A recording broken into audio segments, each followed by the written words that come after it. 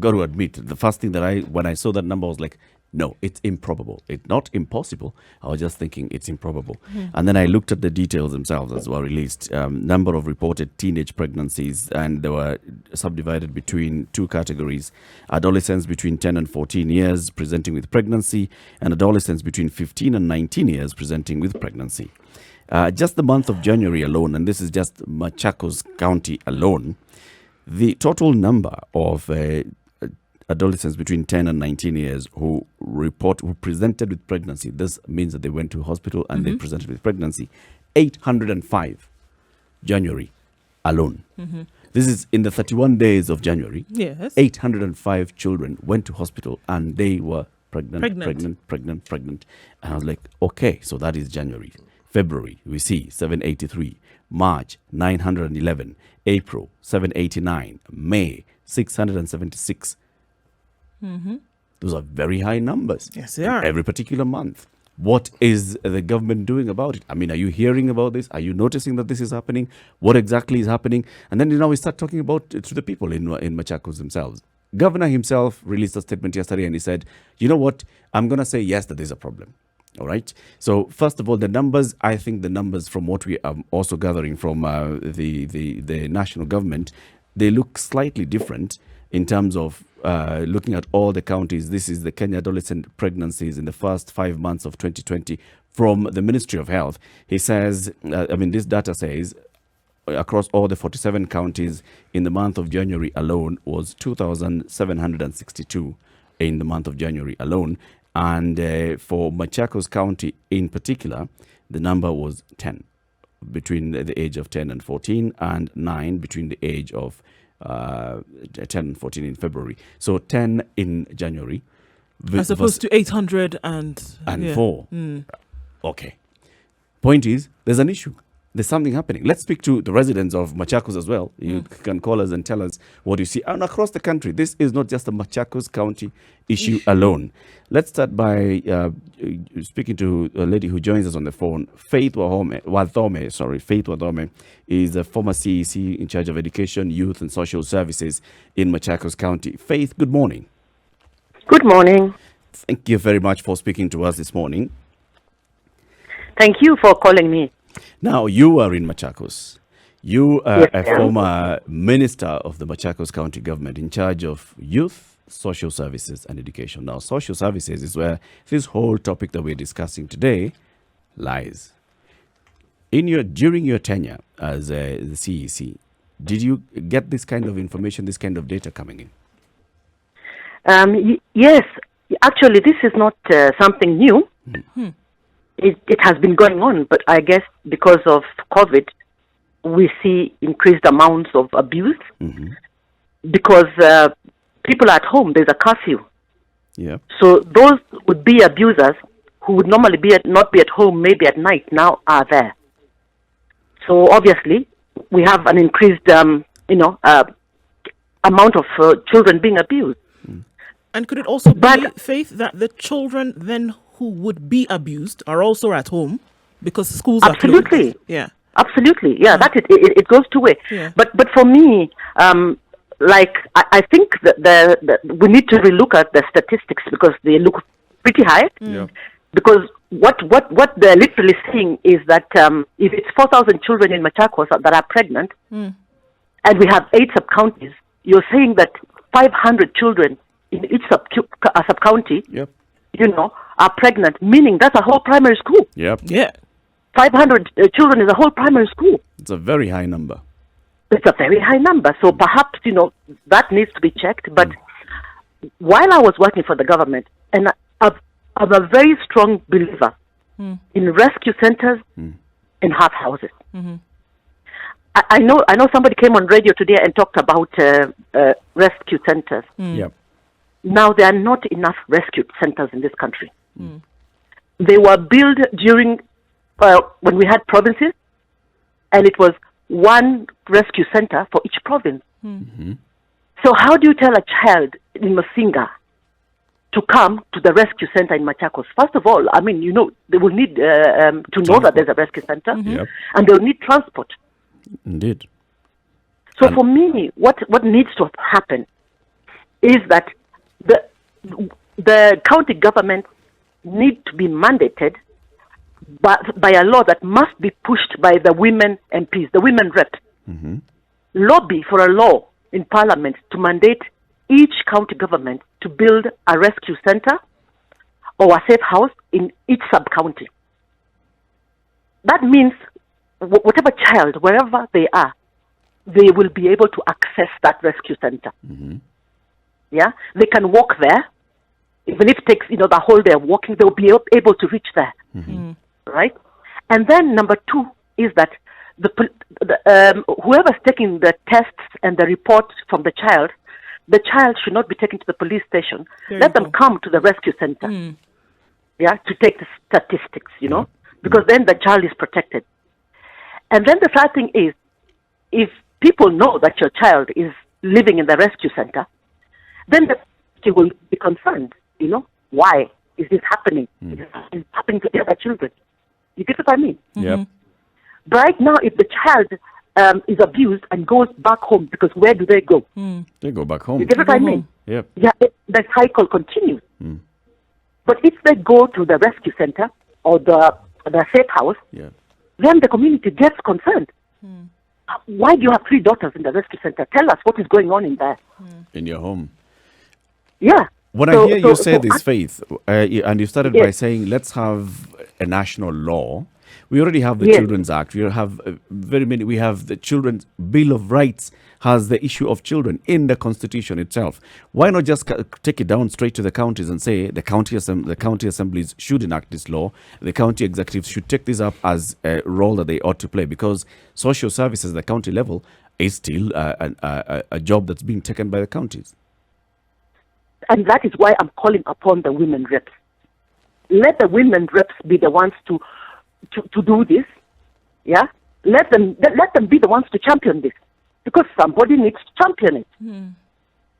Somebody needs to champion it on behalf of the children, because the children are not able to champion it themselves. For themselves. Yes, because if the laws are there, then why are they not being enacted? Because there's nobody to champion them. But if the women rep take this onto themselves to make sure that the county governments are mandated to build rescue centers in each sub-county, then we'll have a lot of change. Has there been conversation about building such rescue centers in Machakos County? Yes, we did have a plan, and I hope the plan is going to go through. And the plan was that we build a rescue center in each sub-county.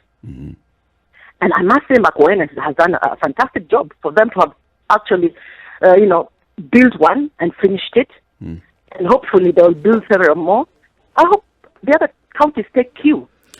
Why would it take so long to build one, a rescue center? I mean, we are thinking of already the government has employees in terms of children service officers, children officers.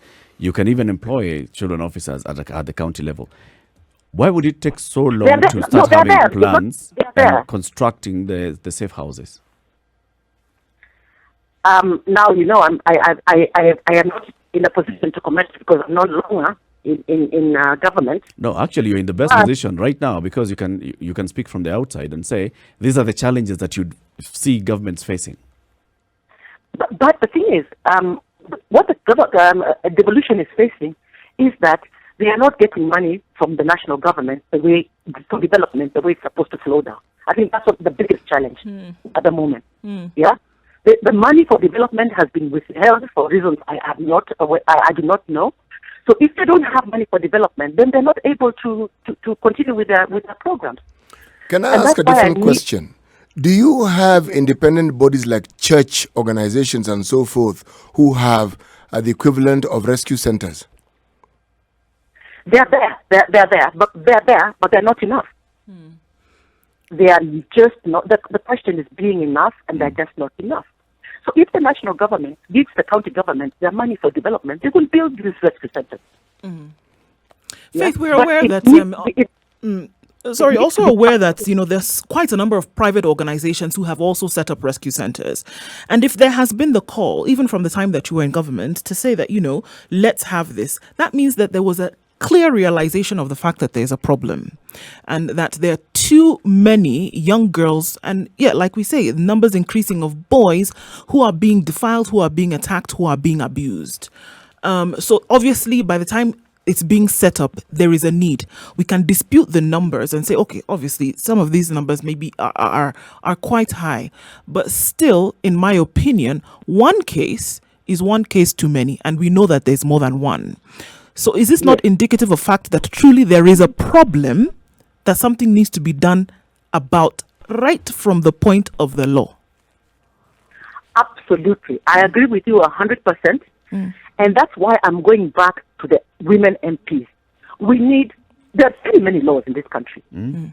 But most of them are enacted when we have people lobbying. Yeah? So we need the women MPs to lobby to make sure that these rescue centers are built. Yeah? Because there are many other priorities. True. But there are many other priorities. But this one is serious. So it's what I hear you say is that the women rep, for example, will come and look at, there's already all these laws and we have all these institutions that would also be advocating and campaigning for the rights of children. The role of the parliamentarian in this case would be lobbying for proper allocation of funds and mandate to the county governments.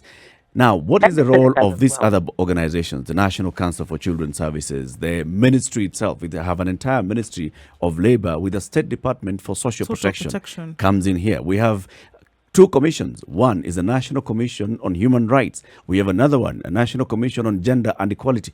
I can imagine all these bodies, if they actually wanted to champion this case, they would champion it.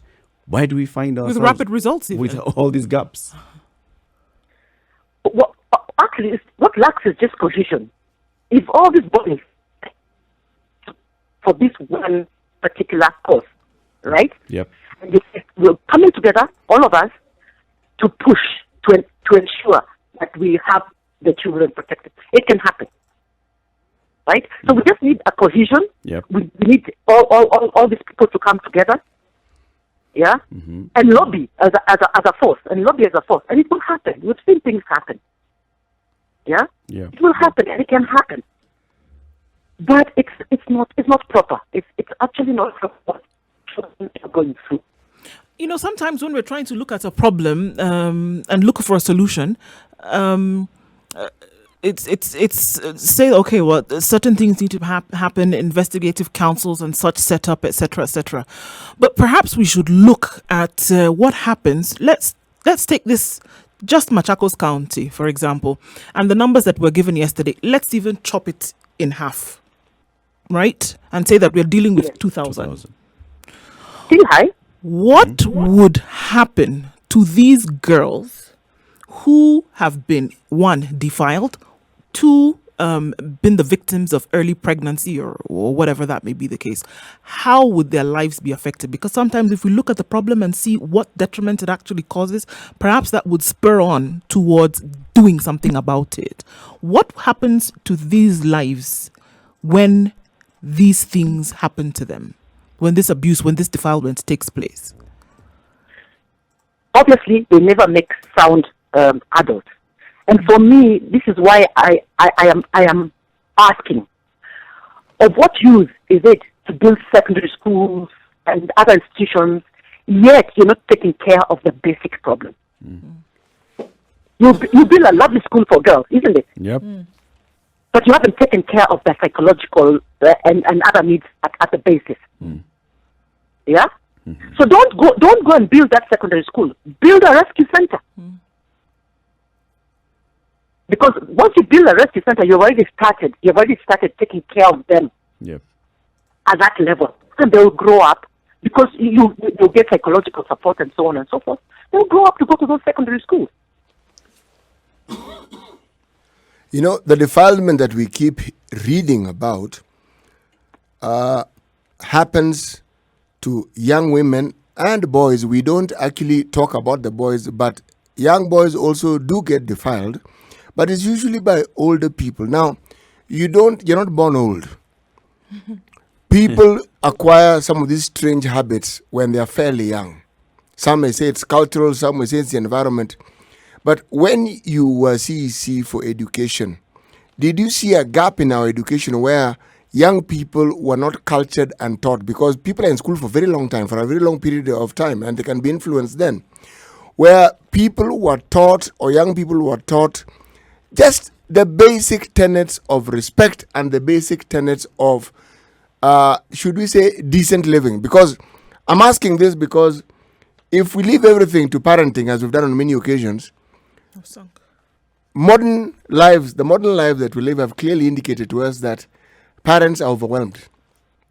Many parents don't even know what to do. So the school system has the responsibility of doing certain things. They can't do what the parent does, but given that during normal school days, they have the children even for a longer period than the parents do, should some of these norms that we think are important not be imparted to children when they are in school? I believe the new curriculum has actually taken care of that. Yes, it's actually embedded in the new curriculum. You know, how so? Hello? Yes. How has this been done?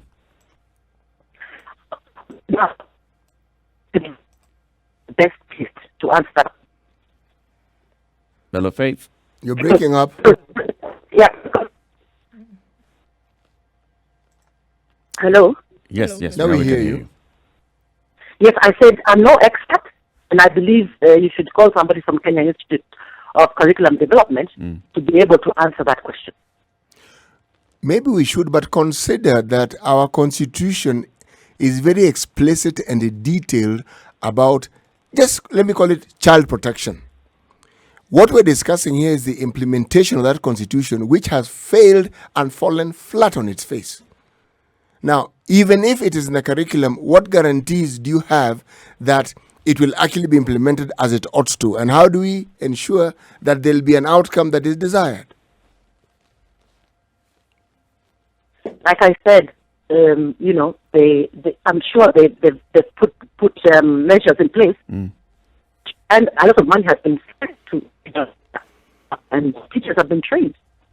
So it's not going to fail. Once you train teachers, it will not fail. I mean, look at us. We are we're